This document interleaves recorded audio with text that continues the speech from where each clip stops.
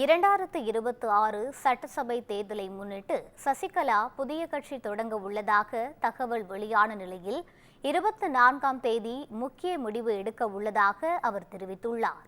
சட்டசபை தேர்தல் நெருங்கி வரும் நிலையில் அரசியல் களம் சூடுபிடிக்க தொடங்கியுள்ளது. பசும்பொன்னில் நலத்திட்ட உதவிகள் வழங்கும் விழா மற்றும் பொதுக்கூட்டம் ஆகியவற்றை நடத்தவுள்ள சசிகலா தனிக்கட்சி தொடங்க உள்ளதாக தகவல்கள் வெளியாகியுள்ளன.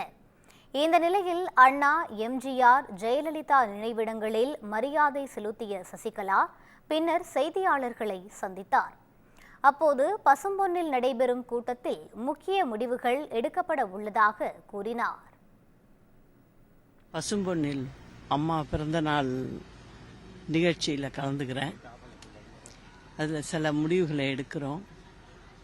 அதற்கு முன் எங்கள் தலைவர்கள்ட்ட ஆசீர்வாதம் வாங்க வேண்டும் என்று அவர்களிடம் சொல்லி வேண்டிவிட்டு புறப்படுகிறேன்.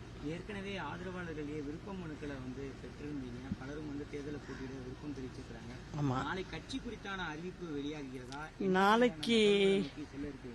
நாளைக்கு நீங்க அங்க நிகழ்ச்சியில கட்டாயம் கலந்துக்கணும். எல்லாரும் நல்ல தகவலை சொல்றேன். அங்கே எல்லாரும் பார்க்கலாம்.